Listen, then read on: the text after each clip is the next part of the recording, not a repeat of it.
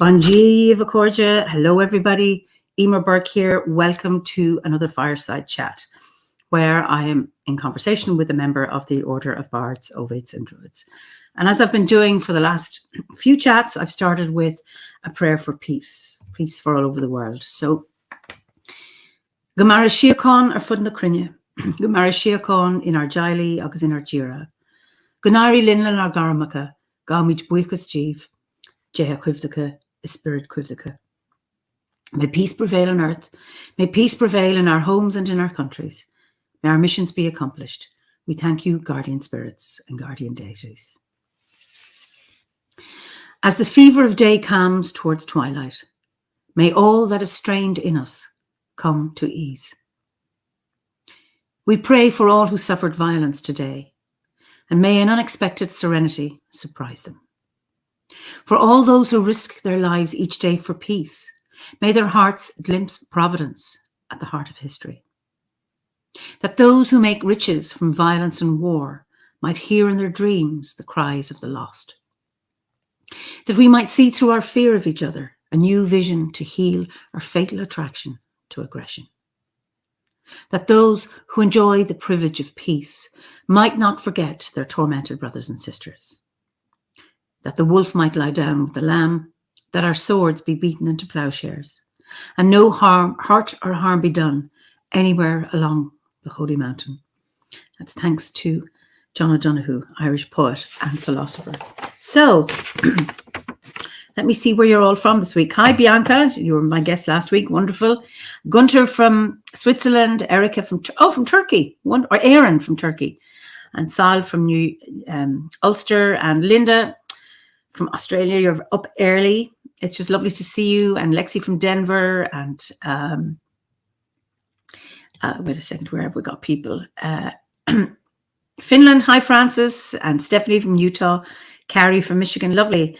And Zane from, greetings from the teaching place of Ella Young, Berkeley, California. Lovely.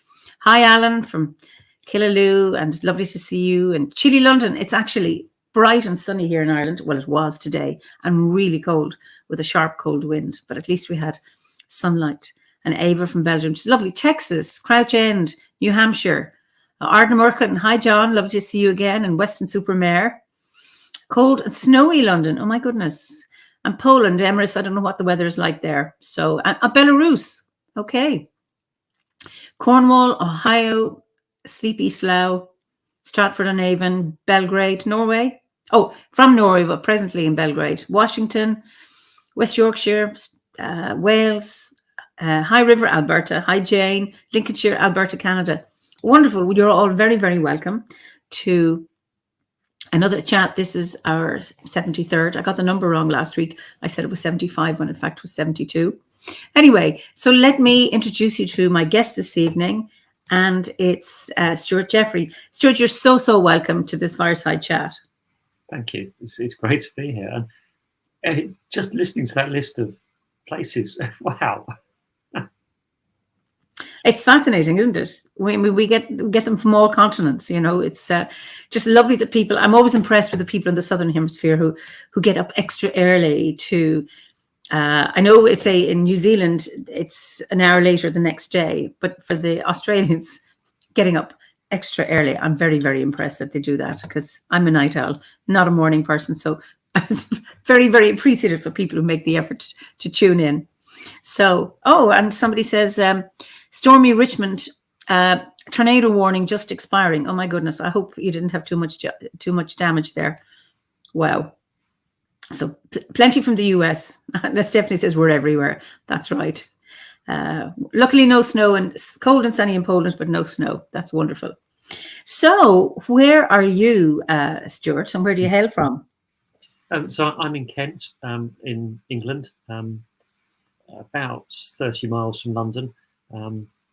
And yeah, we've had snow today. on and off, and it is freezing out there, absolutely freezing. I was in a t-shirt beginning of the week and wrapped up very warm today. Yeah, it's a bit of a shock. I was, in Galway at the weekend and sitting out all the time, really enjoying this wonderful weather. Now, Galway is notorious for its rain. And then, oh my God, the shock of you going from 18 degrees down to whatever it was, 6 today. It's quite a change. So yes, there are lots of people having snow or cold, if not snow.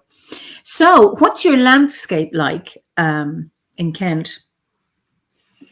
So I've sort of grown up around. We've got the North Downs, which runs sort of across the top of Kent and into Surrey, and I've kind of grown up either side of that, and they are my hills, and I can see them from where from the top of the bedroom window, sort of thing. And the bit I can see is just sort of lush woodland, farmland beforehand, and then woodland beyond. So it's kind of a very nice, almost rural looking, but it feels. But I'm I live in the centre of a large town, and it's quite urban either side of it, if you see what I mean. But the trees up there, it's sort of mature oak. And some birch and things. It's very, very nice place to walk. I've been to Canterbury. That's in Kent, isn't it? Yes. Yeah. And I remember walking in the country and just seeing all the rape and the flower, the mustard in just the yellow expanse. This is in the summer, absolutely beautiful. Do you have interesting sacred sites in near where you are? So I didn't hear that. Sorry, do you have any ancient sacred sites near you? Yeah, so I live right on the banks of the River Medway, and we have what's called the Midway Megaliths. So there's, I think, 4 or 5 sets of stones. They're in various sort of states of array, I mean, we do so there are sort of rituals at 2 of them. There's one called Kit's Coty House, which has got the dolmen. It's got what is it called?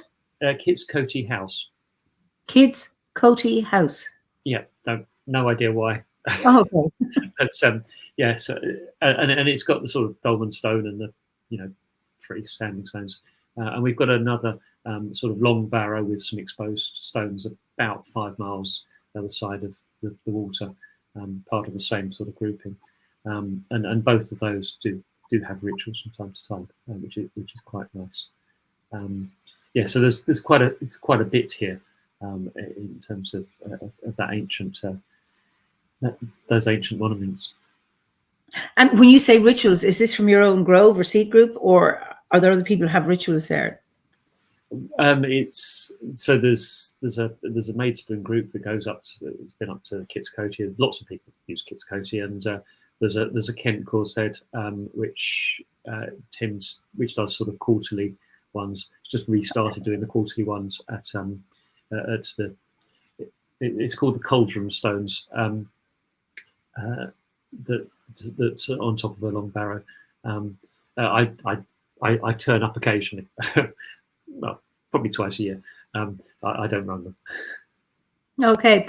Are you a member in a seed group or a grove, or are you solitary? So at the moment, solitary. I have been in the grove, and it finished, about 10 years ago. But okay. I've been solitary since. So what is it that brought you to Druidry? It was about 1994, and I was in a bookshop in Rochester called Destinies, which was one of these nice New Age bookshops, and heavily into the New Age stuff. And off the shelf jumped Philip Carr-Gomm's book on the Druid Way, and I read it and just devoured it a few times. I've still got it somewhere, it was that moment, and I can't remember the exact date in 1994, but I know it was 1994. Well, I had a similar experience. I was in a bookshop in 2003. It was July, and I just picked up my friend from from the airport, Shaban Kalulu, who's a healer, Tanzania, and this book jumped out, and it was Cassandra Eason's book, The Modern Day Druidess. And she mentioned OBOD at the back of the book, and she said she was solitary. I thought, great, I don't like groups. And I did. And it's just interesting, that book, just like you say, it's interesting how books pop out this isn't the only time I've had a book pop out that just, I'm not looking for it. It just comes out and I say, that's the book. So it's just a wonderful magic afoot. Yeah, I mean, it took me 10 years to actually join OBOD, but it was there, and I was sort of reading around the subjects and busy with family and stuff. So the timing wasn't quite right, but it was very much, that was the seed that got me going. Oh, wonderful. So do you how do you, I suppose, a little bit, what's your day job? What do you do? And how, I know you've got a nursing background, well, NHS. Yeah, so I've up until about 18 months ago, I was what's loosely termed as an NHS lifer.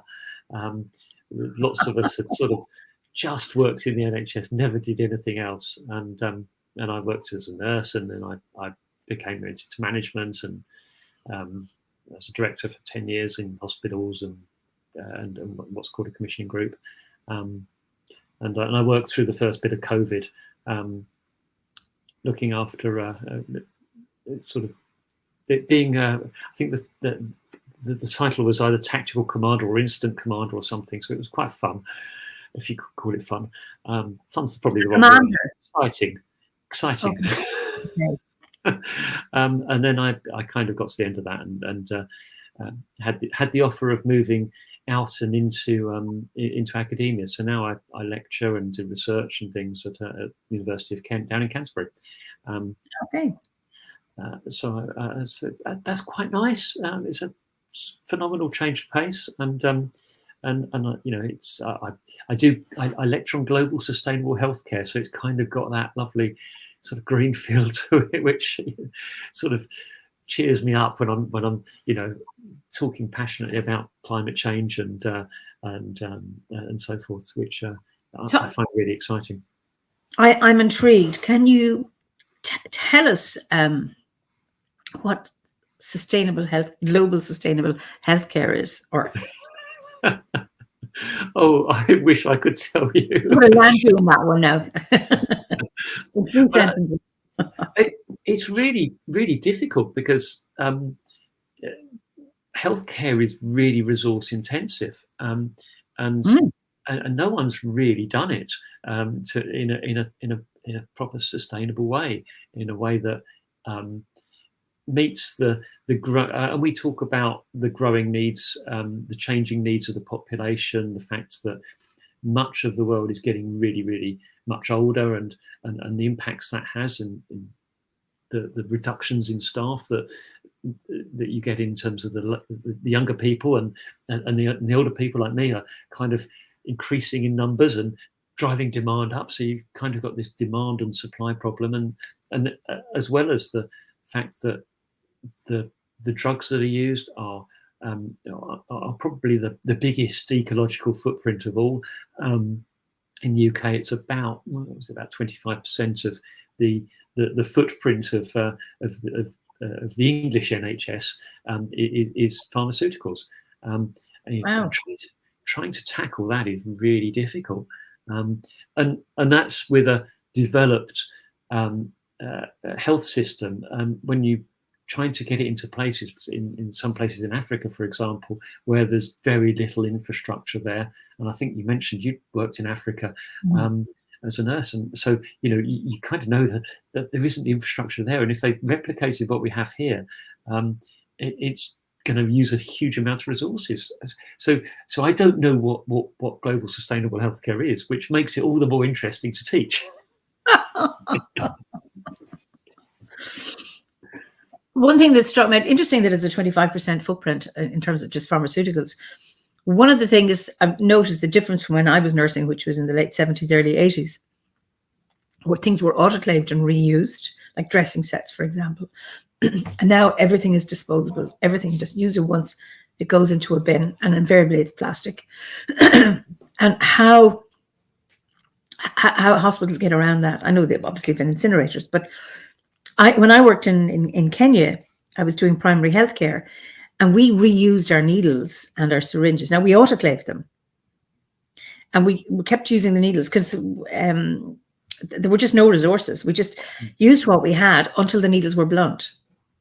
But they were clean. We weren't spreading infection, but they were autoclaved. And how then coming back here and, everything is disposable and single use, except obviously, instruments in theatre, they tend to still do that. I assume they still use metal forceps instead of plastic disposable ones for surgery. But it's such a pity that there's so much waste, I suppose. Yeah, yes, absolutely. And I suspect, as you were talking, I was thinking, yes, I can remember. It's probably about 7 years since I last worked in a hospital, but certainly 7 years ago, things were being autoclaved and the theatre sets were coming forward. But yes, most other stuff is, as you say, very disposable and creates a significant amount of waste. And certainly the hospital I worked at, that waste would go off then to be not so much incinerated, but baked into. I think they baked it into things, into like hardcore for use in buildings and things. Okay. So it kind of wasn't sort of burnt and just sent up into the atmosphere. And some of the autoclaves were quite interesting. They were starting to move away from just the 110 degrees of steam or whatever it was into low temperature sterilization with some specific ionized water or something. I seem to recall, which was much better for the environment, I think. Because it didn't require so much energy, I think. And I really don't know if it's better or worse, but my gut feeling is it was slightly better. It's interesting because I wasn't aware when you're talking about transmuting this waste into some kind of hardcore that can be put into buildings. 2 weeks ago, my guest was Mark Buxton Kelly, and we were talking about what you can do with plastic, and he said it's about rebuilding stuff with plastic because it's going to be there forever. And he was showing us old t-shirts that are made of polyester that don't break down, so he's cut them into threads or into strips, and he's crocheting them to make baskets that are living and long lasting. So it's around using stuff that doesn't biodegrade into something permanent. And I suppose using that stuff, or whatever it is, they're recreating that into some kind of aggregate or hardcore for buildings. I can't think of another way of dealing with it, which is better in the longer term. I mean, it's not brilliant in its own right, but it's better than just burning it or dumping it. Clearly. Well, certainly, yes, and yeah, absolutely, fascinating. So if you're talking about, I've caught you now on this one because sustainable healthcare. What are the questions people are asking, and is there, what pathways are they heading down, or what are they curious about?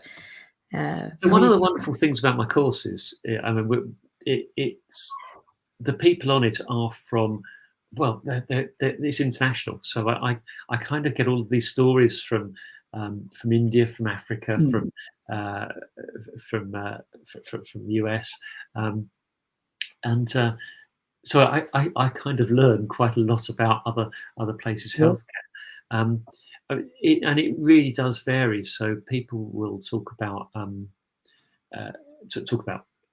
things like infections and COVID and pandemics. So we have a session on pandemics, which is always quite popular given what's going on.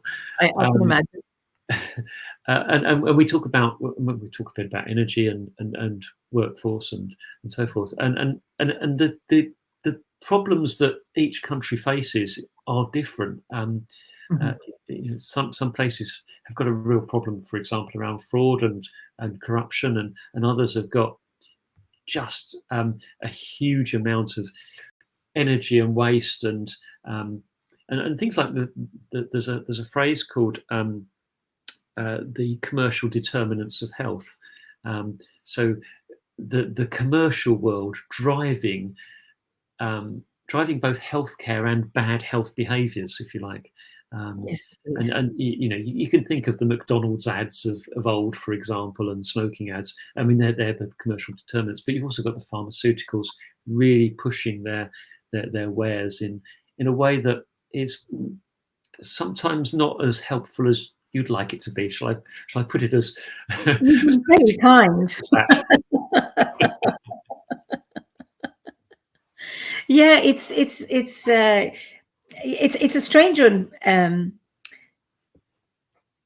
You think of McDonald's and bad diet and bad food, but even in hospital, because Howard, my husband, he died 7 years ago, but he was spent 4 weeks in hospital, and the food was appalling. It started off fine when he read the menu, because he was given a menu. I think, oh, this is nice to have a menu in a hospital.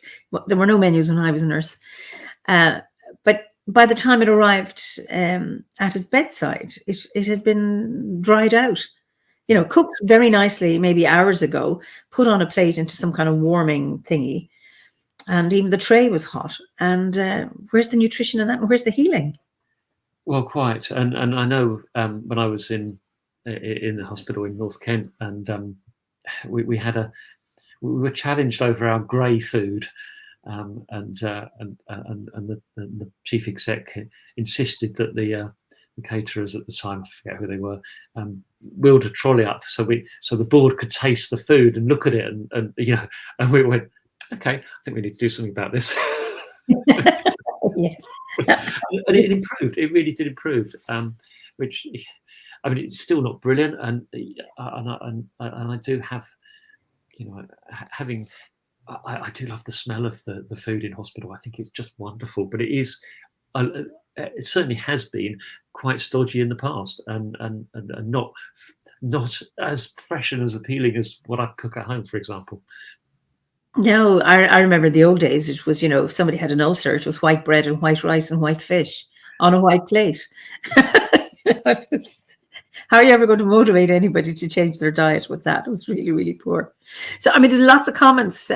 Blake says there's so much to be said about fresh food. I agree.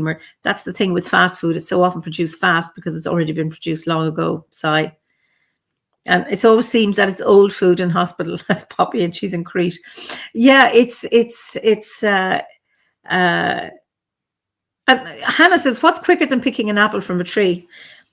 Yeah, when it's in season, and if the tree is there and you're there and you're not in hospital. But yes, I think one cannot argue with fresh fruit.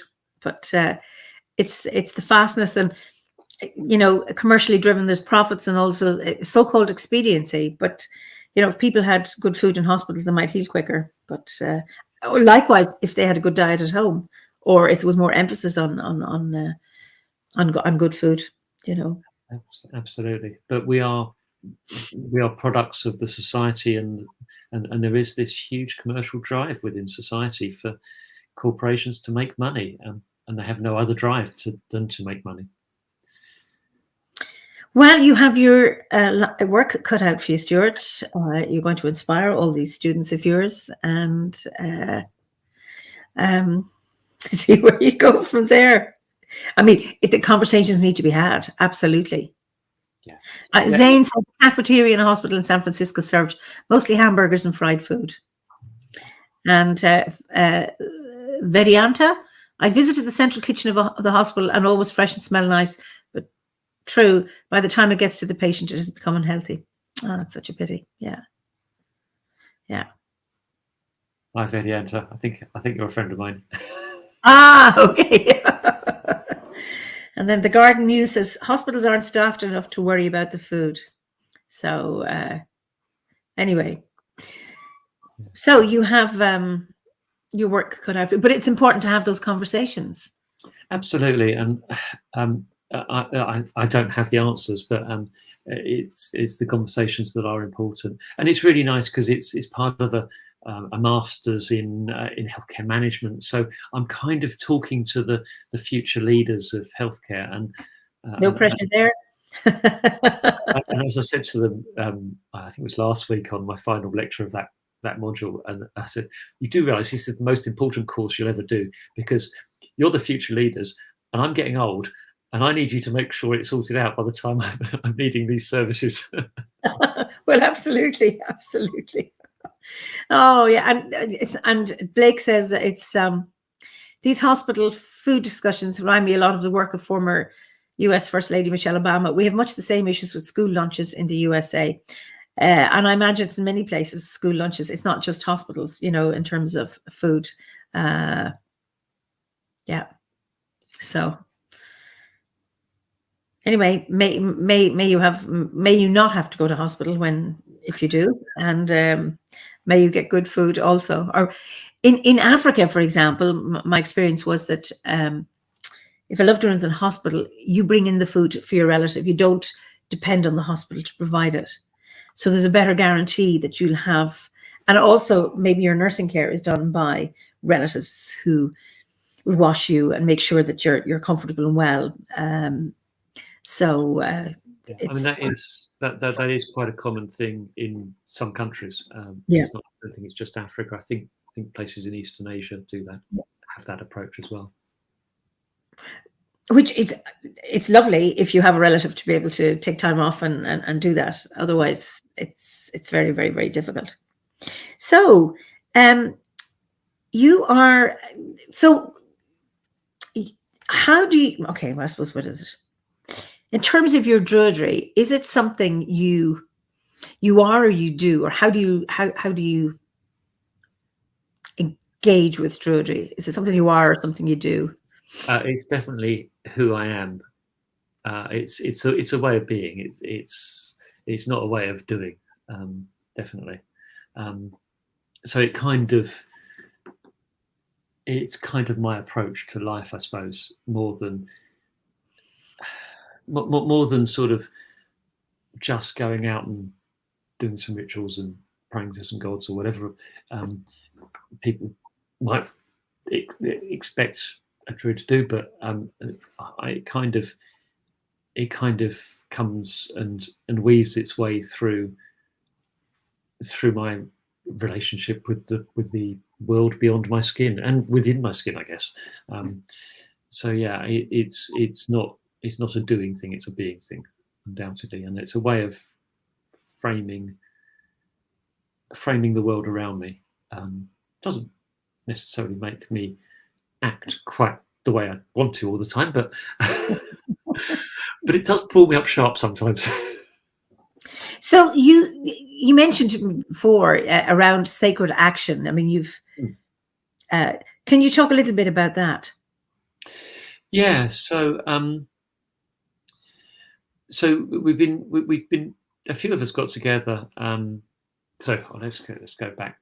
So I was kind of really inspired by the anti-fracking movement, the Warriors' Call from gosh, it must be about eight or 9 years ago now.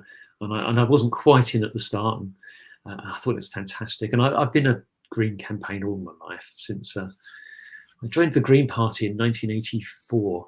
Okay. And Greenpeace as well, and I've been around that whole thing all my adult life.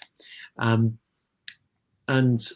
the Warriors' Call was a really interesting way of doing sacred action and campaigning, and I went down to Balcombe a couple of times and up to Preston a couple of times as well to join some of the protests up there, and it was really inspiring. and there's a group called Sacred Earth Activism who kind of are wider in their remit around. It's not just druids; there are druids in there. It's kind of much more interfaith, I suppose, or interspiritual, or whatever the phrase is. I'm not sure. And I've been working. I've been sort of talking with a few people over the last few years, and we kind of. I kind of had this idea of an Order of the Oak. There's an Order of the U within the Druid network, which I'm quite active in, and it's the Order of the U is very much an inner focus. It's contemplative and so forth. And I kind of thought, well, there's another side to this, isn't there? And it's an oak tree, and it's leadership, and it's going out there and doing stuff. And I thought, so I touted the idea around for a bit, and got a few of us together, and we've been doing a few bits. So we kind of managed to kick things off just before COP26 in Glasgow. And we did the usual Facebook group, and we've got 400 people or so on that. And we've got a Discord channel, and where there's about 20 of us who are kind of active and doing the doing. And for COP, we thought because we're Order of the Oak, we thought we'd plant some acorns. So we planted some acorns and did a ritual around it, and the idea was it's a seed of leadership. And so we kind of built this this idea of the oak tree as a leadership model, but a personal leadership model, as well as calling for others to take leadership, but specifically around climate and ecological emergency and related things such as inequalities and so forth. So sort of fairly rounded approach to the troubles that the world is working within. So we've done a few bits and pieces, a very small number of bits and pieces at the moment, because we are very, very new. And the idea is we're going to try and do a bit of a sacred action probably every the quarters, just to sort of put something out there on both in a physical dimension and as well as a spiritual dimension, to try and just nudge things in the right direction. And we'll do some reactive stuff in the meantime. And I know some of the crew are turning up to XR protests, and there's protests they're involved with in Norway with pipelines and so forth. So lots of really good stuff that people are doing, either within the sort of badge of this Order of the Oak, or within their own right. And it's all good. It's all good. Whatever happens, as long as it's heading us in the right direction, it's wonderful. So yeah, we've been doing that for the last 6 months, which is really, really pleasurable and great to have such a good community around us. Oh, there's one question here, and I also want to get back to you. Several times you meant bits and pieces, and I'm curious about your bits and pieces. Anne says, can you please explain a bit more about the way of the Druid way of being in the world? Ooh. Well, there's a question, isn't it? I think it's way of being in the world. So I think it's kind of, so for me it stems from kind of this broad animistic concept that everything is energy and we are part of it, and therefore there is no separation. And on the basis that there is no separation, if I do something that might be considered external, I'm actually doing it to myself because I'm part of it. So it kind of,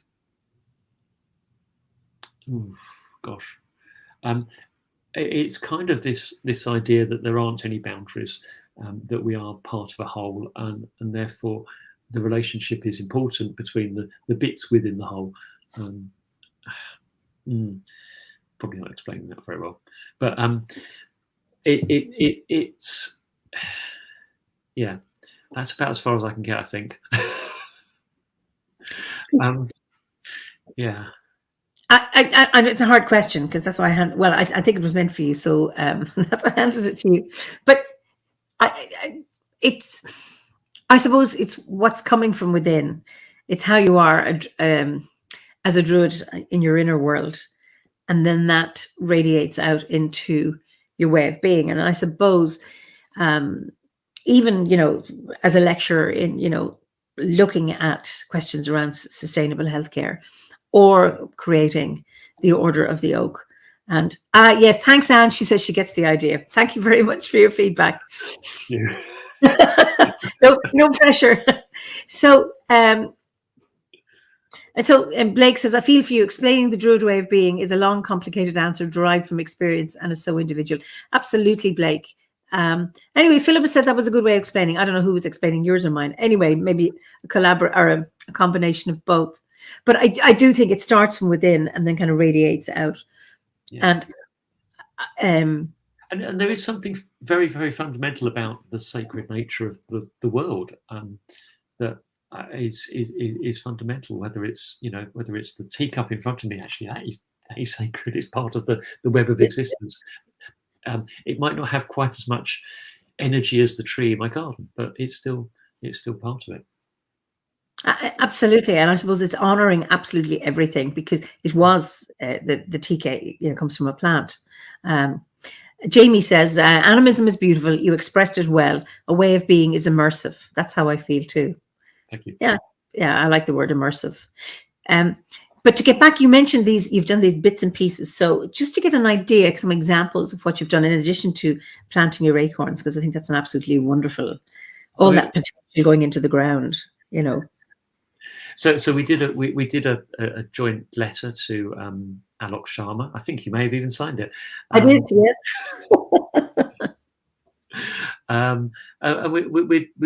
We've been doing so we did some winter dreaming. So we did at the winter solstice. We exploded with this acorn idea, and then we went a bit quiet for a month or so and thought, well, we probably need to work out what we're doing properly and a way of working. So we did some winter dreaming and some journeying and came up with a bit of a framework and a plan and so forth. So we did a bit of that, and then most recently we've kind of set up this. We've got a sigil designed by Barry. What's his surname? Famous Barry with the Patterson. Yeah. He said that's a fantastic sigil, and so we've been putting some power into that, and working with ritual and to empower the sigil, and part of that is a dedication, and that will it's kind of evolving into our. This is how you join us. You draw the sigil and you do a dedication type of thing. So it's quite a spiritual way of joining rather than paying a £5 a year membership fee or anything like that. And as long as people are working within the values and of the organisation, it's kind of there for everybody's organisation. I love the idea of a sigil because like the Warriors' Call, they have their own sigil, and I just loved how that was. As I say, called into being, people journeying again and coming up with it. Were you involved in that, drawing up that sigil with Warriors' Call? No. It was Barry. It's wonderful. Can you show us, or is it a secret sigil for unless you join? It's online. I probably can't show you because I don't think I've got one that's easy to hand. But so yes, it's on. We've got it as a big logo on the website and things. So it's the Order of the Oak is your website. Yeah. Oh, okay. So people can look that up. It's the OM symbol for the oak with some circles and the letters of the Order of the Oak as sigils usually are. So we've kind of built it around that, and because we've got lots of O's, you've got little. What looks like trees or a grove from above. Oh, okay. I'm going. I must get on and have a look at it. Yeah, we're all interested in a web address. I think if I suppose if you just what is it? What is it? I'll tell you in a second. Oh, I mustn't do that. That will get rid of me, won't it?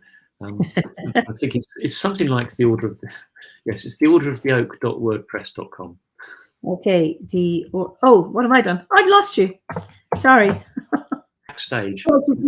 Yeah, sorry. It was where my I clicked on something. Yes, you. The cursor must have been on your screen, and then I just clicked on it to go in here. So what is it? The order?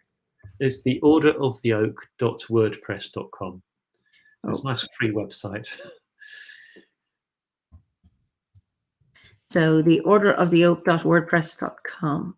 Great. So that's going to go up on all. Yeah, that's there for everybody. Great. Sorry, but apologies for sending back. I don't know if you realize, my viewers, that when my guests are backstage, I can see them through a veil. It's almost like they're in the other world, and then they come through the veil onto the screen. So anyway, people have found it. That's great. Excellent. So, wonderful. And Blake says, thank you. So many OBODs doing such great things. Love supporting and learning about ventures. Wonderful. So, what else do you do? I mean, I know you're are you working on a book? Yeah. So I'm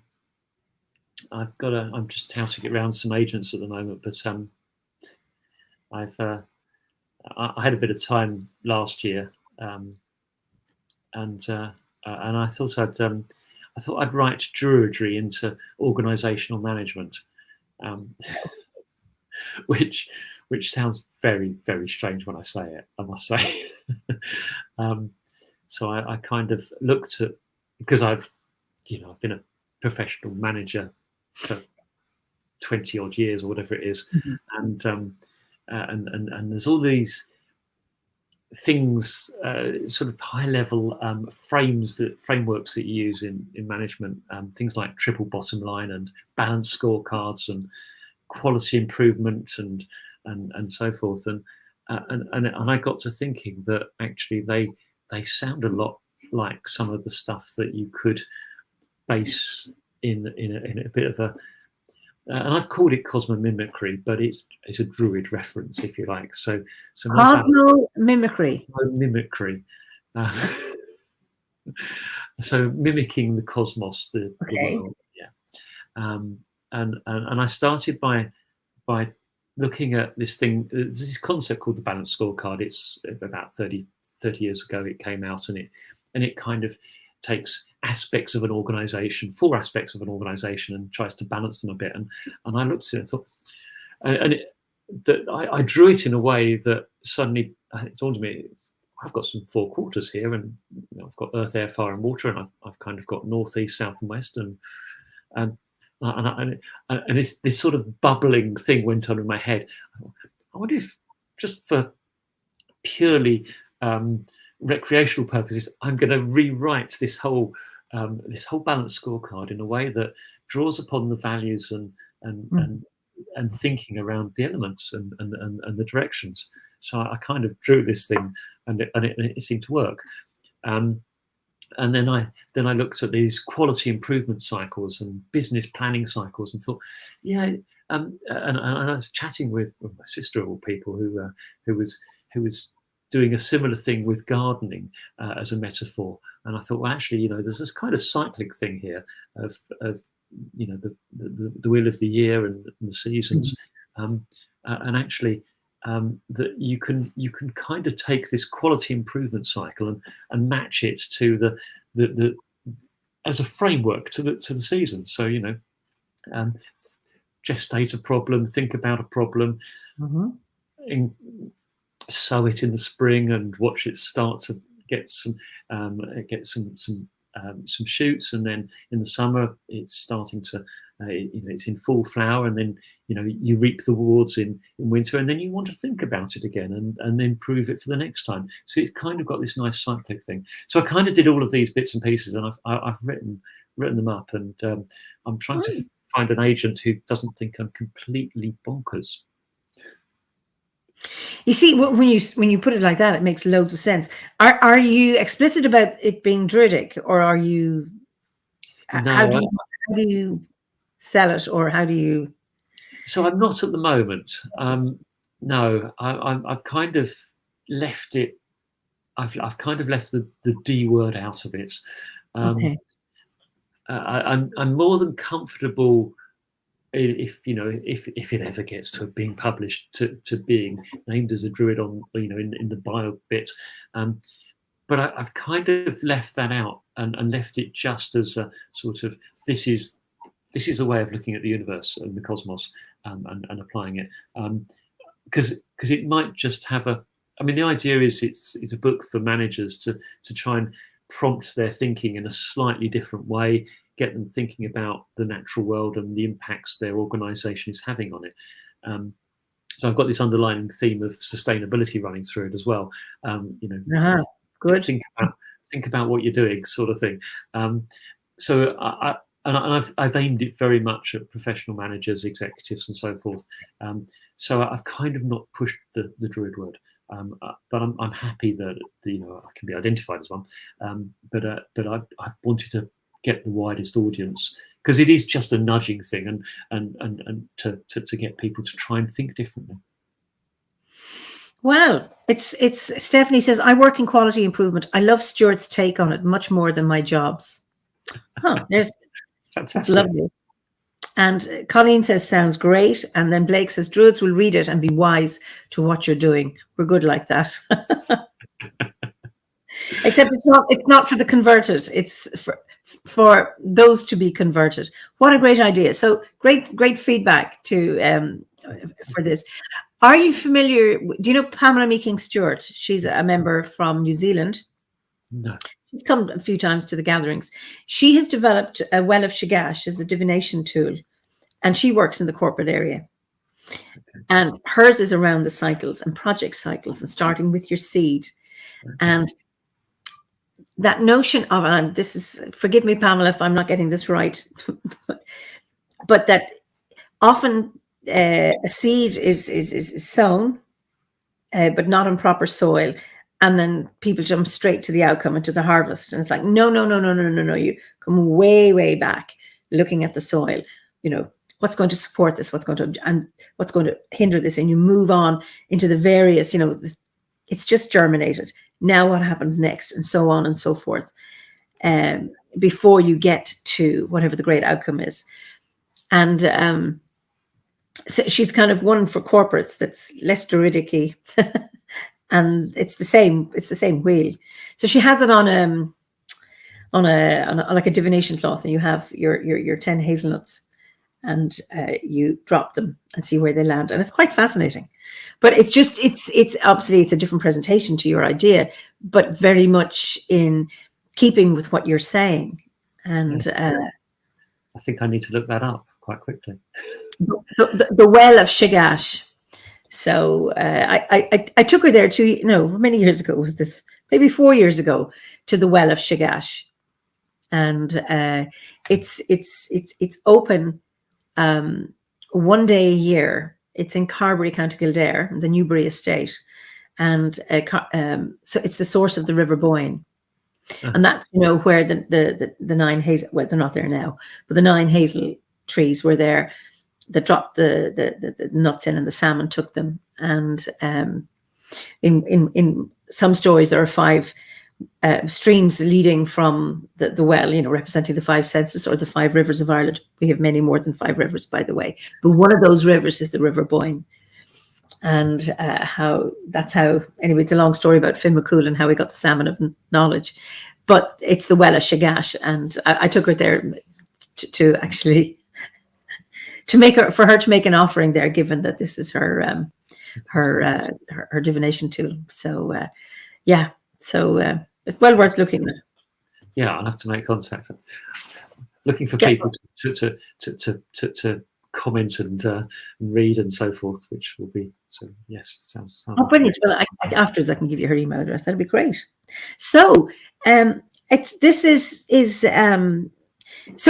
you're talking a lot about Druidry is supporting in many, many ways your professional life, and how you're integrating it in a very creative way into your professional life. And you seem to have so many professional strings, which is great.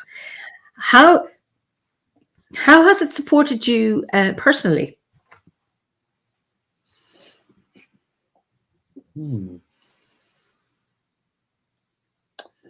Oh, that's a good question, isn't it? I mean, I think it's. I mean, the stuff I've done over the course of my life, it can get very depressing. And if you have the wrong, I suppose, the wrong outlook on stuff, and I know you and I were talking about nursing, I think before before we started, and that idea of being with people as they're dying is not for everybody, I think. But having a sense of having the frameworks within Druidry, having the understanding that everything is energy, that everything contains spirit and energy and so forth, and therefore death is kind of just change, and it's really helpful. So it's kind of helped me with some of the more the tougher stuff I've done, I suppose. And that's one example in terms of looking after people who are dying, where some of the environmental campaigning does right to this day get very, very painful. And I look at was it last week when both the North and South Pole had ridiculously high levels of heat. I think they were 40 degrees centigrade higher than normal. I read that and I thought, how can that be? Yeah, it's just awful. So I think having that kind of purpose, and the Druidry helps with that. So it's because it's all sacred, because it's all real and it's evolving. That kind of helps me look at that stuff sometimes and not completely collapse into a pit of despair, because it is very easy to do that, I think. So I have been able to carry on, but it's still really painful and it hurts, but it just has helped me carry on. Yeah, I think that's really good, that because if you fall into a pit of despair, then you're helpless, powerless, and apathetic. And then it's like, well, nothing we can do. We just continue as we are. But the idea of having that hope or that support or that kind of bedrock or that, I suppose in many ways, it's an anchor, isn't it? To that we can hold on to and still look for change or different ways of being, or remembering our connection and how part of everything we are, rather than being so fragmented and so distanced from it. Yeah, absolutely, and trying to maintain that connection as well as remember it, and I'm like everybody. I'll at times, and quite a few. I think it was probably a few days ago. I kind of started to really struggle with all of the stuff that's going on, and I know at the back of my mind, the thing I've got to do is sit down in the morning and meditate and go out into the garden and touch the tree that I particularly like and say hello to it. And it kind of drags me back. And it might take a couple of days, but it does drag me back into a better place. Absolutely. And I think that remembering those anchors and those places in nature that and breathing in the essence of a tree, it's like, oh yeah, I'm back now on track. Blake says, an animistic point of view, I feel, really helps us find our way through managing when dealing with climate change. At least it factors in for me. Yeah, I mean, and I find that to be the case myself. How do you honor your ancestors? Because obviously you're doing a good job of, as a future ancestor, I think, you're paving the way, maybe to leave the world a better place. And how do you honor your ancestors going back? Or do you have a sense of your ancestors? You are from Kent, so do you have an ancestral connection, not just in the land, but a genealogical one? Yeah. So my ancestry is mostly Kent and Devon, and I did do I traced my tree, my family tree. Did you? And my mother's got an unusual surname, Eniver, and It's what? Eniver. Eniver. Yeah, and it's very unusual, and there's only one line of Enivers in the country, and probably the world these days, I guess. And so it was a nice and easy one to trace back, and so I've done a lot of that, and I've found some pretty awful characters. So I mentioned I've got a line in Kent, and there's a gang of smugglers called the Hawkhurst Gang, who oh, lovely. Early 18th century basically ruled the south of England with through terror, and two of them are relatives of mine, which is I do struggle on how exactly do I honour. I mean, they were hanged in, is it Newgate or something? Yeah, I think Newgate. And I found the Old Bailey court records and stuff. They were nasty people. How do I honour them? It's one of the things that's I've always really struggled with, and the only way I can begin to, I mean, those two I described weren't actually direct. I mean, they were effectively uncles of, so they weren't quite my direct ancestors, but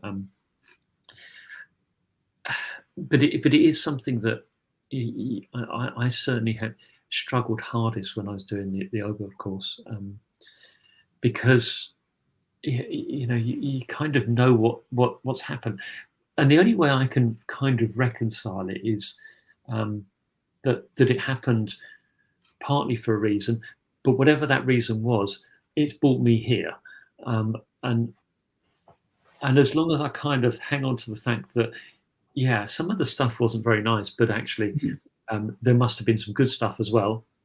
We're all a mixture of stuff, and ultimately there's, however far you go back, there's always those ancestors right back to the primordial soup. If there were records of births, deaths, and marriages when that primordial soup was around, you could trace it all the way back there. So there's something quite magical about the evolution that's happened, and the fact that the last I've got back about 500 years, which is wow. Great. Well, purely because I've got this unusual surname in the family, so I've managed to get back to 14 something. But that last 500 years, yes, there's a lot of things that one knows happened, and I can see the interactions of my family within some of those. But actually, that's just kind of the way it's evolved, and those people are products of the society they were living in. Mm-hmm. And therefore, they are part of me, and they're part of the world, so they are part of the whole. But yeah, it's a real struggle to say, great seven greats grandfather Bunce or whatever his name was, I honour you for all of that wonderful murdering and pillaging you did. No, I don't. But I do honour you for your presence on this world, but not necessarily for what you did. People do bad acts, I think. Rather than, I try to think of people not being bad, but doing bad things, because we're all at the end of the day energy and spirit, and therefore. Do you try? I mean, have you done like ancestral healing?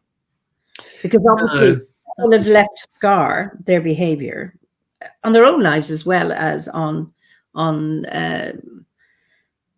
I'm sure their families suffered for that, or may have benefited, but many people will have suffered because of that. Have you done any kind of healing work? No, and I must say that's quite a nice idea, isn't it? Because I know I was in Germany with the order last October doing a workshop on ancestors, and it came up, many the participants there, that they have ancestors who haven't done good things, and you may carry guilt and shame and a lot of pain because of the actions of your ancestors. And we did work on healing that, going back with the journey, going back to an ancestor. And it happened that a week prior to that, I was having a healing session with a healer, and it's funny, I hadn't made the connection until afterwards. He said, there's some ancestral work that needs to be done. He says, I just want you to go back. I don't know who. Go back until you find the ancestor that needs it. And I did. And I found the ancestor, and who was in a lot of pain, but doing a lot of bad things. And I was able to offer some healing, and that shifted something. And then so I thought, oh, this is a great exercise. And it really worked for people. Just that little bit. So it's not about I honor you as a wonderful ancestor, but I'm going to heal the scar left by that kind of activity, that kind of behavior. And you say, I still have an optimistic view of people, that they're not intrinsically bad, they're intrinsically good. Yeah. But bad circumstances make them behave in a really, really bad way. And that to be able to heal that. And I found that really, really helpful. And I know the people at the workshop did as well. So I don't know if that's something to do. Because Stephanie says, I often wonder what those types of ancestors would be like in today's world. Would the bad characters be good and vice versa? Hard to say, and it's definitely a struggle. Well, there are still lots of people who wreak havoc and terror, who are, you can see that they're bad, and others they're not bad at all, and they still do it, Carmen says, prayers help them to get a better place, yeah. And then Julia says, we can learn from bad ancestors as well as good ones. Perhaps your ancestors learned from their family's mistakes, which shaped the ancestry through your direct line. Always lessons to be found. Great. So it's so Philip says, I've done healing with ancestors.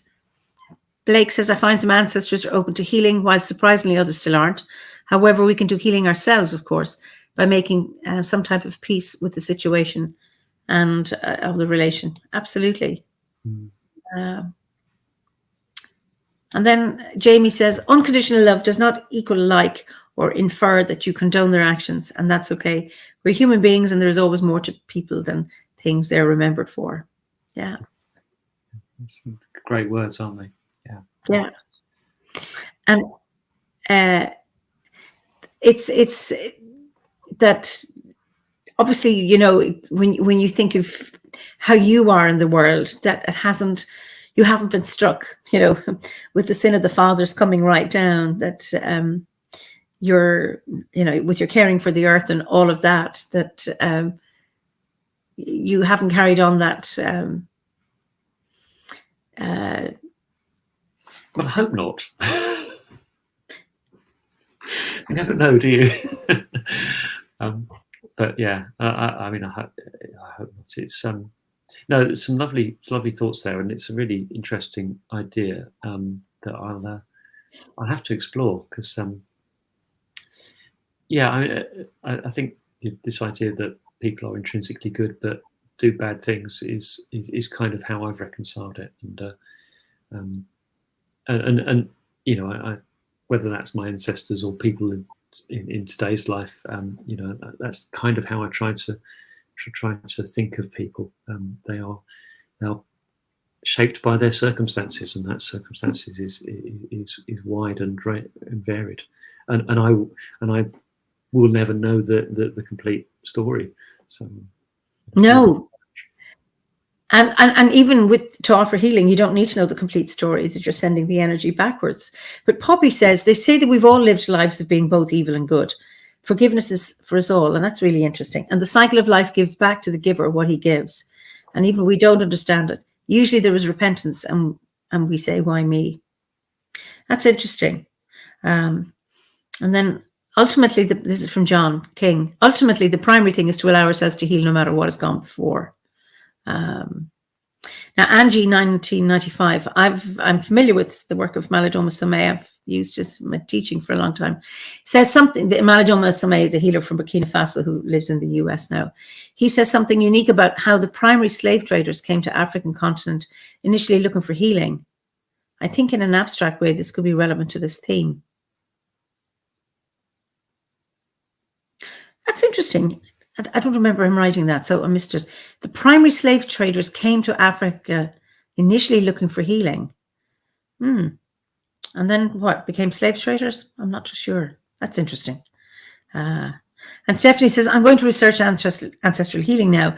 Thank you for discussing this topic. This will be beneficial for everyone, as none of us know all of our ancestor stories. That is so true. So, I mean, Stephanie, when I did that, that journey back, I didn't know who the person was. I didn't need it, and it wasn't important. It was just to be able to see the person and acknowledge them, recognize them, and offer the healing. And Poppy says, healing for whom? Well, actually, we were both healed by that. The fact that I was able to do it for that ancestor had an impact on me. So it's for all of us, I think. I suspect we all need it, don't we? Absolutely. I'm sure there's nobody alive that hasn't got an ancestor who hasn't done something bad. Oh, absolutely. So, what would you say has been your biggest achievement? I think staying alive this long without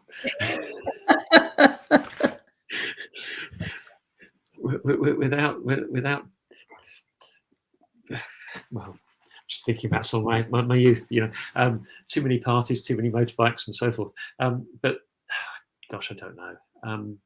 I mean, I've been very proud of some of the stuff I did when I was working in the NHS. Great. Yeah. I'm very, very pleased with some stuff I did there and some changes I made. Really, really chuffed with that. What kind of changes did you make? Putting new services in, sort of innovative stuff that no one else has thought of. Wonderful. So primary care stuff, urgent care stuff, that kind of thing. Ideas that sort of popped into my head, and I managed to persuade boards to put into place. So yeah, I've done some really, really stuff there that I'm really proud of. I suppose things like getting through the OBOD course was was a real achievement. I really it took. I know it's people joke about the time it takes to get through it. It took me 12 years. Oh yeah, absolutely. It was just amazing the number of times I'd get halfway through a grade and just give up. Pick it up 6 months, a year later, and think, I want to do this. Oh, me likewise. It took me 7 years to get through the Bardic grade. So yeah, it takes the time it takes to do it, because it's not just the destination, but it's the whole journey along the way, and the stops and the frustrations, and the magical moments. Yeah, it all takes time, It's good. It and was the OVATE grade that took me forever. Okay. That was the struggle. Druid grade probably about 2 years, and the Bardic grade, however many left, I can't remember. It was about 3. But yeah, it was the ovate grade I really struggled over. Yeah, I sailed through that one because I was doing all that stuff while I should have been doing the bardic grade. Anyway, it's really fascinating, but it's like everybody's journey is so different. It's just anyway. Well, congratulations and well done on getting through it and surviving it. So, you mentioned motorbikes, and I don't know what is the most reckless thing you've done. I can't possibly tell you. I mean, this could be recorded. Okay. Sorry, the most. I think just riding the things is pretty reckless. Looking back on I mean, I rode them till I was in my late 20s, I suppose, and I think I stopped riding them when my daughter was born. That's one of the things I'm really proud of is my daughter. But I rode them from my teens to my late 20s, and how I, just the fact I survived it is because I got knocked off a couple of times, and it really hurts. Oh, I can well imagine. Did you enjoy it? I mean, do you miss it now? There is something very, very nice about it. I think there is something quite animalistic about the idea you've got nothing around you. I mean, I've never really ridden a horse, for example, but I can imagine the idea of moving fast on something of power with the wind around you. I mean, I used to do a lot of sailing and in little dinghies, and the idea, of harnessing the world around you and moving quickly with very little protection is really well. The energy is incredible. The adrenaline's wonderful. I certainly wouldn't do it now because the roads are very, very busy and I know I don't bounce so well. Well, I rode a pony or a horse. That was a Connemara. A few weeks ago for the first time in 31 years. I'd ridden when I was younger, and I've been wanting to get back on a horse for many years. It didn't happen, and I did. And I had remembered it, and I was high as a kite. Now, I cantered, I didn't gallop, but my back was so sore for about 2 weeks afterwards. But I've got back now, so I'm ready to get up again. I just love. I wouldn't go for a motorbike because I'm so short that I just wouldn't be able to hold a bike and I wouldn't be able to sit on a bike and have my foot on the ground and at the same time keep it up. So and when I hear bikers coming around me when I'm in the car, it just terrifies me. And I just say, may your mission be accomplished and may you be safe. Because I never know where this is coming, because it sounds like an insect coming and I'm never able to know where it's coming from. So just bless all bikers and may they be safe. But on the horse, it's lovely. Again, it's also dangerous. I mean, you can fall off and all of that. And likewise, you can capsize in a boat, or you can get the boom hitting you or something. All of these things have an element of risk. Yes. But that feeling of in the air, running, you're going with the elements or the speed of the power of the horse beneath you or the bike or the sails, it's magic. Absolutely. And I must have forgotten, but it's probably sailing that kind of, again, I was doing that in my teens, mid-teens onwards, and that kind of really, I remember that feeling of harnessing an element and moving this thing as fast as it would go through the water.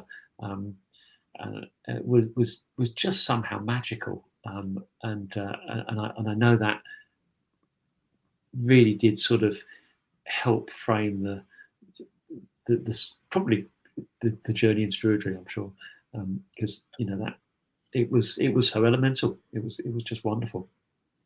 Oh yeah, and it's funny with sailing, you're working with two elements. It's just and it's almost like you're far from the earth, because that's down there someplace. That to trust the water and the air. It's just. I don't know. The earth is what the boom is made of, and it does hit you. Okay. Knock some sense into you. Brilliant.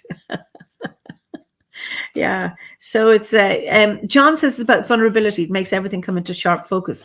I'm wondering, are you talking about, I suppose, being on a bike, being on a horse, you're very powerful, but you're not. There's also that the risk. You are vulnerable when you take a risk, but it's exciting. It's exciting, and if we don't risk, we don't move forward. Everything, things have to involve some kind of risk. I mean, obviously, there's some greater risks than others, but that's just the wonderful buzz. Yeah, I'm not getting on a bike anytime soon. Although I am actually going to a bike showroom tomorrow to drop something off to a friend of mine. Oh, okay. And if he does happen to offer me a quick test ride on a Harley, yeah, I might do that. You can go slowly. Do you still have your gear? Your I don't know if you do wear leather and all that stuff. I'm sure it wouldn't fit even if I kept it. Okay, so just go carefully. John comes back with vulnerability increases actual engagement. I spent 40 years rock climbing. That is something I will not do. If that's the thing with ropes and on things, no. I can hill walk. I've climbed Kilimanjaro, but nothing that involves rocks would terrify me. I can even now. I'm just. I prefer to be on a bike than actually on a rock climbing. Blake is picturing you on a bike with the anthem "Born to be Played." "Born to be Wild" playing. That's Blake's view of you on a bike. Stuart. Anyway. Blowing in the wind or not. Yeah. Oh yeah, John says rope crampons. You're very alive. Forget it. I prefer to stay in my moribund state on the ground or on a horse's back. But no, that would terrify me. So the horse is a bit high for me. Oh, mine was a Connemara pony, and but I remember being in Yosemite National Park. That was 24 years ago, and I saw people climbing El Capitan. It's this to me it looks like sheer rock face. People climbing it, and it's like I just feel it here. This knot of anxiety, and then there's also that admiration for people for being able to do it and their madness. But again, it's that, yeah. And I suppose trusting your ability to find a foothold and a handhold and knowing your rock, just feeling your way. Or it's the same with the bike, just really knowing your bike and being at one with the bike and being able to, go around a corner at this thing, all that stuff. Yeah, I was never that good. but yes, I know what you mean. I mean, good enough to ride it, but not. But yeah, the sort of that oneness is quite a nice way of putting it, I think. And yes, so I'm never a very particularly fast rider, or never particularly skillful at it, other than not dying. But you certainly do feel that kind of oneness with it, and it becomes an extension of what you do, and you get that sort of automatic. You do with the car, and it's probably the same with the car in some respects. Well, it's not nowhere near as exciting, but you get it's kind of an extension of yourself, and therefore everything is in it. All your actions are automatic and become quite natural in some respects. Probably why. It's that wonderful sense of mastery, isn't it? Yeah. And it's mastery with, not mastery over. But I just,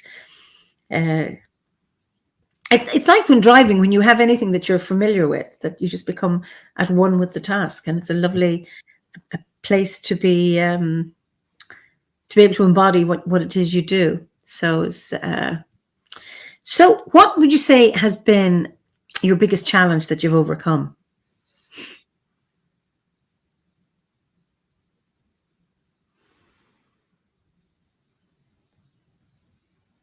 I think probably my early years, just as a whole, and not having a clue what to do. I mean, I said I was a nurse, but I didn't actually start nursing until I was 24. Okay.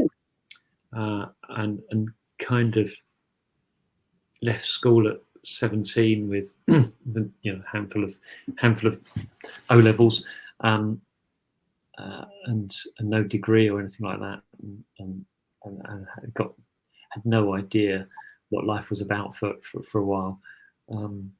So that was kind of that initial finding something that I might be able to do was probably getting my feet on a path to do something was probably the biggest challenge. Actually working out picking a path almost. I mean, I could have done different things and I probably would have been okay with doing different things, but actually picking something and then sticking with it. So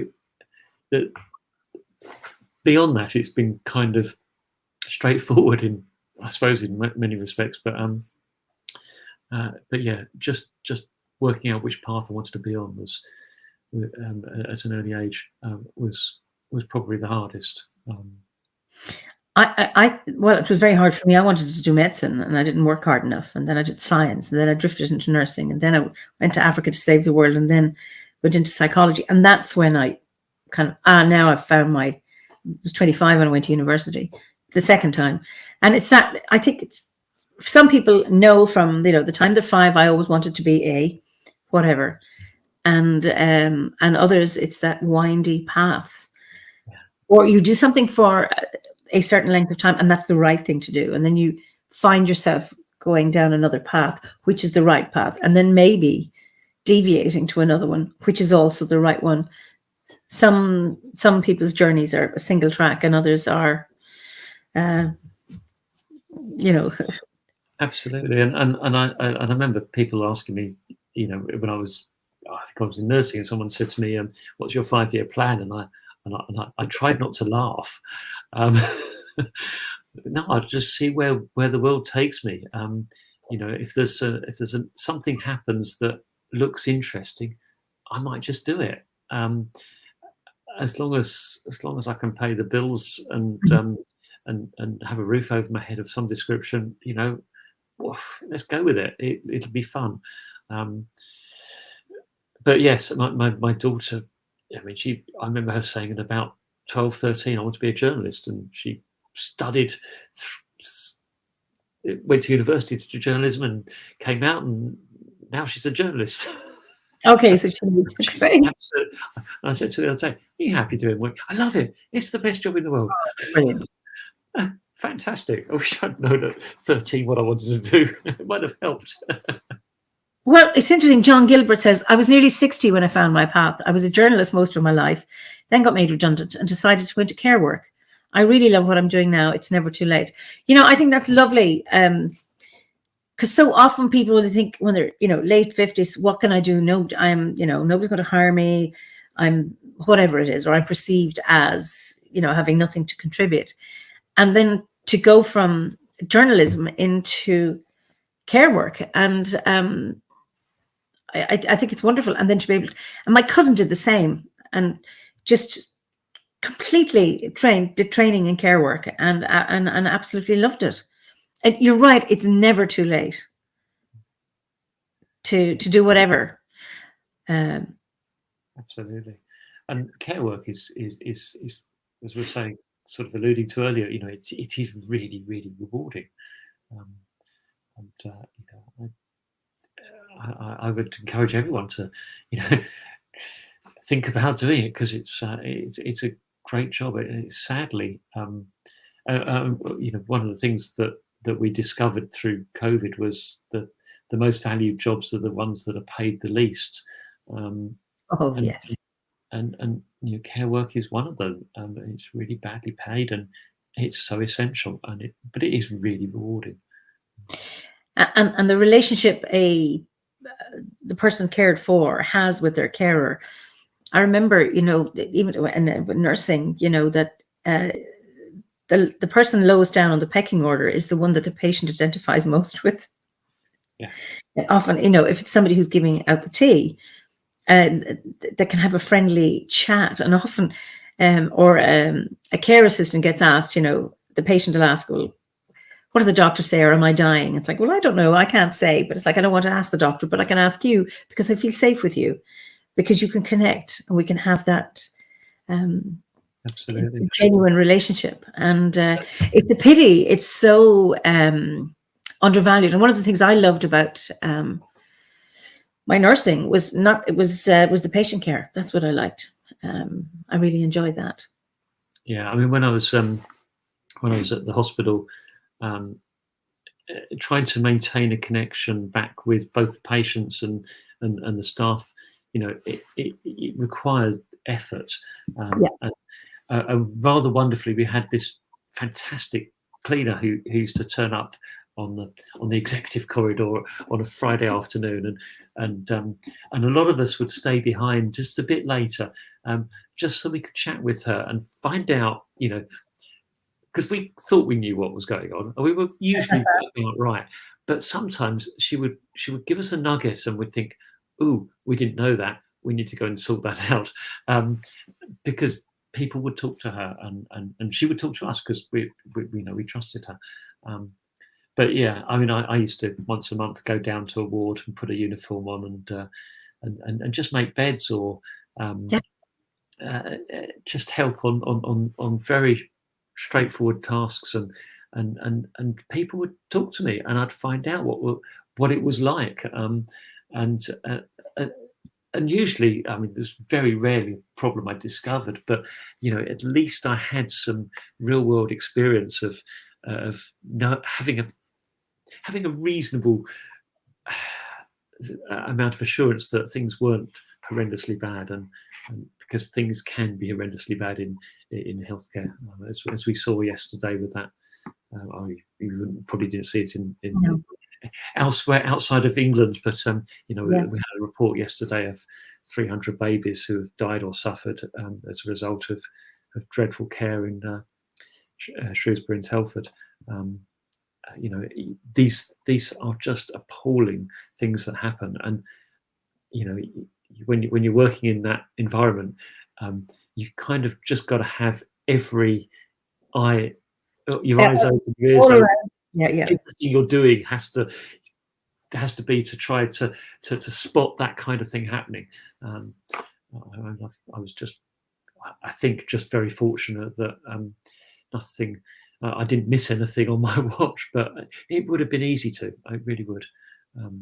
It's interesting how you donned the uniform and then went on to the wards and making beds, or talking to this woman on a Friday evening, because I think for many people who do know what's happening, if there isn't a relationship with higher up in management, they don't have the relationship or the safety or the confidence to go and say, this is what's happening. If they're so distant, I mean, who'll believe me if I'm telling you about something? And you're right, it's about being able to engage at all levels. I think and it's easy to say, and it's actually easy to do, and I think it does happen more than we know, but it's variable. And for me, with as a nurse, it's still, I think I've probably even still registered when I was still doing that. It was easier than perhaps some of my other colleagues who may have felt a little bit slightly more out of place, because I walk onto a ward and I know what's happening. Because I've run them. They're kind of they're my history. Because you've had a practitioner experience where other colleagues might not have had. Is that it? Absolutely. Yeah. So wow.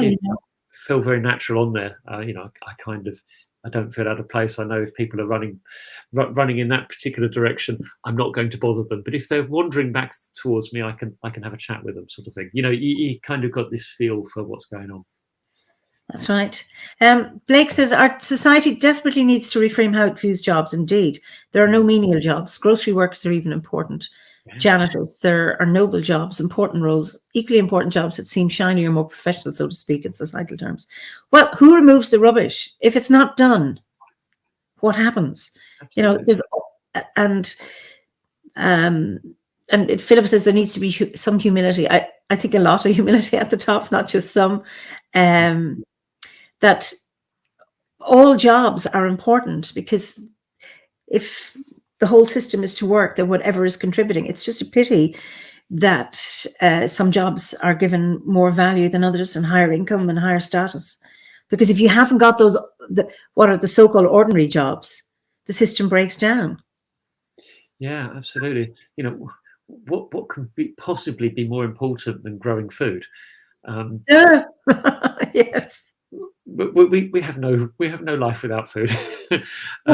Yeah, we pay farm workers very little. The hours are long and hard, and it's tough work. But that probably is the most important job. I can't think of anything. Yes, healthcare is important, but it's not as important as being able to eat. Yeah, and minding babies, I think that's another one. Sorry? Minding babies, looking after babies. Oh yeah, I don't have babies. I'm not doing that one. Yeah, I'll go grow the food. I'm much better at that. Okay, and the pandemic showed us which jobs were most important. Indeed, they did. I mean, who was out? I remember, you know, loving the first lockdown. I didn't like the rest, but I loved the first one because it was sunny weather and I live in a lovely place. And you know, who was delivering? And I didn't go to a shop. Somebody did my shopping for me. My stepdaughter did, and I took advantage of that, and it was just bliss. But you know, there were people always working in the shops, you know, delivering, delivery people, farmers, everything. Farmers and bees, both necessary food for food and undervalued. Absolutely, the poor bees just get so manipulated by how they're used as slaves to pollinate some things, and then how they're just poisoned by, you know, weed killer and all sorts of other stuff. Absolutely. One of the things, one of my lectures I do is on Cuba, and how, because back in 1990 it basically ran out of oil, and my lecture is about the impacts on health and healthcare in Cuba through the 1990s.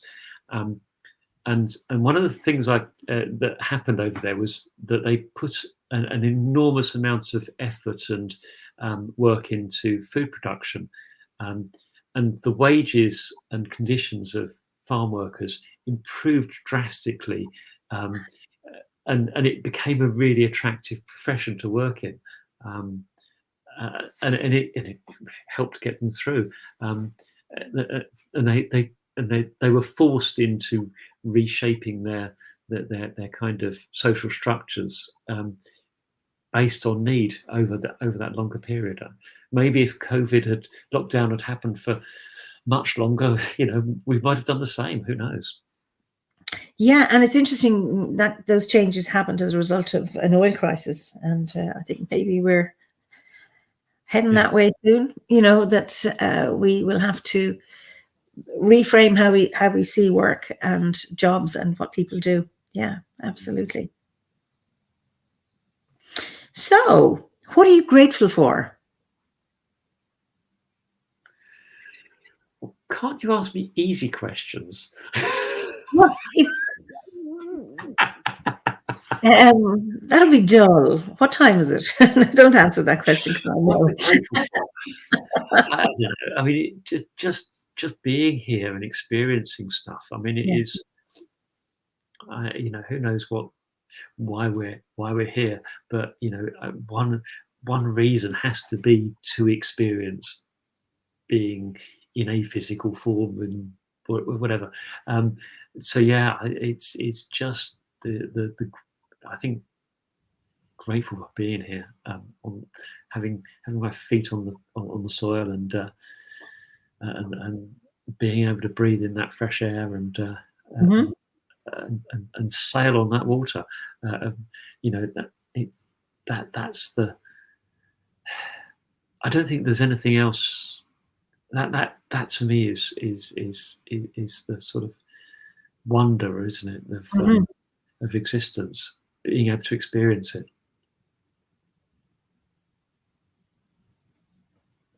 That's beautiful. So, what brings you joy? I think exactly that.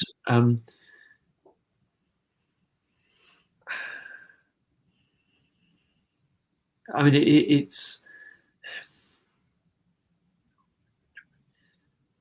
it's watching the cycle. I think that's seeing the birth and actually seeing the death as well. And we've mentioned death a few times, but actually, being with, and I have seen. I've got one particular memory. I'm not going to share it, but I've got one very, very stark memory of a person dying in my mind that I doubt will ever leave me. I hope it will never leave me. It was just the most beautiful moment that I've ever experienced, and I mean, it might have been 4 o'clock in the morning, but it was just amazingly beautiful. And that really brought me joy and tears and everything. But the birth, it's the birth, the cycle, the evolution, the revolution of life as it meanders on. I think that brings me fantastic joy, and the creation that it sparks, and the idea of bringing things together, bringing two ideas, and having a third new thing as a result of it. I think that's just wonderfully joyful. Oh, lovely. Do you have any regrets? That's an easy question now. Nah. Didn't drink enough when I was a teenager. Are you okay? It's too late now, yeah. Should have partied more. Well, okay, you can still party, maybe moderate it. Is there anything you change about your life now? Yeah. No, not at all. No, it's good, and the tough bits are good, and the good bits are good, and the bits in between are good. So yeah, I mean, whatever happens, it's good, and the painful stuff and the horrible stuff, it's still good. It's still nice, and it's still experience, and the challenges, even the tougher challenges, they're just challenges, and I might fail them, whatever. I'll try again another time. I kind of got to the point in my life where it doesn't worry me too much. So yeah. Okay. Now, I know you're an activist, and what would you say? Oh, there's a question here before I get onto that one. This is from Anne. What do you think is after death? Oh gosh, I wish I knew. I'm looking forward to finding out. Okay, what do you hope? Sorry? What do you hope is after death? Or have you, I mean, obviously you believe something is, because you didn't say nothing. So you're looking forward to finding out. So what do you imagine it might be like? I don't think I can imagine it. And I have contemplated this, obviously, loads of times. I have no idea. But I think there's something. I think there is, even on a purely, chemical and physical level, the energy within the cells that make me up, that will continue. It might change and rot and disappear, but that there is still energy that within the atoms that will be around and has been around since the Big Bang, clearly. So there is some form of continuity, whatever that might look like. I kind of hope that there is something that mirrors that in more of a spiritual way, that there's a separate energy that will continue. But I really don't know. I mean, I did when I was in my early teens. Mother was a spiritualist, and she taught me along to the spiritualist church a few times, and I couldn't quite get my head around the idea that it's kind of the personality continues in exactly the same way, and but I some of the stuff that I saw there was quite convincing, and it might well, I'm not going to rule it out, and it would be nice if it happens that way, but it'll be. I almost don't want to know, because it'll be more of an adventure, because it's the Right. one. It's the one certainty, isn't it? Obviously, that we're going to die, and therefore it's going to be an adventure for all of us. Absolutely. So I'm looking forward to it. Not just yet. Give me a bit more time, but yeah, when it happens, yeah, I'm up for it. Brilliant.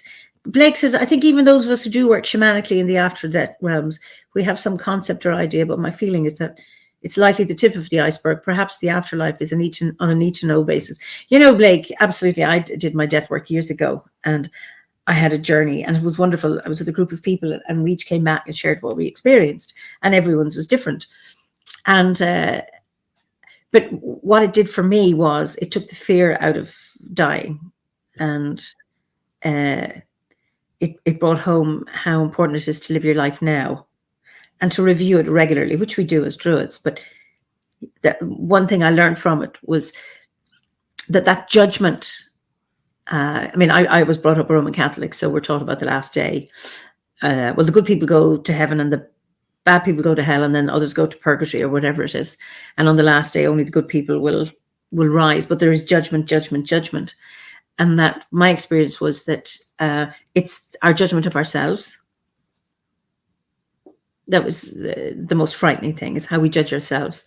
And that we need to, if we have lived the best possible life we can live, then we are more free of judgment when we do pass over. That we've had time to make amends or do a life review and see what we could change or whatever. And that's really, really important. So that, and then of course, yes, there is the need to know basis. And then there seems to be an essence of us that remains. Now, Pat mentioned organ donation. And she's wondering why some pagans and Druids are squeamish. Anyway, but I know I've seen films where people have had received a transplant, and then they have a sense. I don't know how true this is, or if this is just fantasy, or if this is actually how people who've had a transplanted organ within have felt, can feel something of the other person. I don't know. I mean, it would make absolute sense for that to happen. So it kind of feels real, doesn't it? Yeah. I love the comment. I don't know. I've forgotten the person's name because I can't see the screen. The idea of we've got an idea about a vague notion of what the afterlife or the other life or other world's about, but there's a huge amount that we'll not know. It's on a need to know basis. Yes. Yeah. Yes. Yeah, that's kind of feels about right. And he says, what strikes me about accounts of shamanic journeys and death work and realms are not just the differences, but that even so, there are a number of striking similarities too. Both are interesting. Absolutely. And I suppose the fact that there was a group of us doing it and went to a place, and had a different picture, but it's the fact that we were able to go there and come back with some kind of, I suppose, a personal teaching and something maybe to share with others. So, yeah. So, and then Stephanie says, that's back to honoring our ancestors and why they were the way they were in their own time. Who says who was good or bad in their lifetimes when our lives are over? What is good to some is bad to others. I like to think something happens after we die, but I think it's too different for us here in the conscious world to understand. I think so. It's yeah, and just you can imagine the ancestors in 3 or 4 generations' time looking back and thinking that they flew away on holiday and that ruined our environment. What were they thinking? Whereas it's quite natural at the moment, isn't it? The actions we're taking now feel quite reasonable, but viewed with a future lens, looking backwards, they're gonna think we're quite, well, they could think we're quite evil, couldn't they? Potentially. Well, I think so. And when you look back to, a few hundred years ago, when children weren't regarded as children, and children didn't have a childhood, and they were set to work from a very, very early age in factories, up and down chimneys, or wherever they were small enough to fit. And you think, oh my God, how could that have happened? But that was of necessity of the times. So it's a really interesting one, how the lens through which we view actions. And Blake says, as a future ancestor, I often use that I'm sure we're doing things we think we're righteous and noble now, but future generations will be aghast of. I can't argue with that. Yeah. That so it's oh, I don't know, our census, our national census, it's being filled in on Sunday, and there is a page where you can handwrite a message to leave for that will be read in 100 years' time. Wow! Oh, how wonderful! So, I mean, just that's really making me think. Give me an idea now what I might write in it, just like that. I'm so sorry. I hope that it's possible to read this, that you're still around to be able to read this. And if you are, then I'm sorry. Yeah. So that's a lovely idea, isn't it? Wow. I mean, I think I heard they're getting rid of the UK census, but why? Probably money. As someone who's done the family history, it's such a rich resource. I'd hate to see it go, but the idea of leaving a message for your ancestors, wow, isn't that great? Isn't it? It's quite creative for us. I can't understand why you would not, why you would get rid of the census. Because I mean, it's. I mean, when people go back and they're tracing ancestry or tracing, really important information, and they say, yes, your grandmother, great grandmother, whatever it is, was, or maybe your parents were living here. I think it's really, really important. And then Julie says, as a genealogist, I would have loved for that to have been a feature throughout. I assume you're talking about the note for the future. Yeah. So anyway, there's some reaction to not having a census as being a very, very strange thing. Cost. Can you afford not to? Who knows? The actions of our current government beg a belief at the best of times. Well, I think we can all maybe comment on that it's almost, this is Ferdiad, it's almost like the country is being run on ideology rather than evidence. Anyway, let's hope I hope it doesn't happen. I mean, that they don't get rid of it. Yeah. So one concern, I mean, I know obviously you have as an activist, but one concern you have about the modern world. I think it's that we've lost as a society, and not us on this call, but as a society, we've kind of lost the connection with the reality, with both the reality of the world and with the needs and the underlying spirituality of the world. And it, it comes down to the to the McDonald's adverts and the little bracelets that people have that seem to have replaced that connection that I'm sure most of us on this call this evening experience. And they're just, I suppose they're just forms of drugs that have replaced what many of us experience. And I think that's probably the worry, isn't it? I've forgotten the word you used, but hopefully that's the answer. A concern about. So yes, yes, yeah, and how, you know, and trying to get that connection back in a way that's meaningful and fast enough, so that there is a chance that we can not completely screw up the planet. And so, what gives you hope that we might not screw up the planet? Yeah, quite. It's you know, the hope is that we can kind of wake up to the world, I suppose, and move away from some of these. And I use the word addictions, but you know, in its loosest sense, you know, whether it's flying away every other weekend to have a couple of nights in wherever it is. Because you've got a holiday home out there, and it's nice, and it's probably very, very nice, and I'd love to do that occasionally. Or whether it's I don't know, the McDonald's, or the or having whatever modern bit of life that kind of fills a void for people. I think the void needs to be filled in a different way. Mm-hmm. Well, my last question, 2 parts, and this is I always end this one.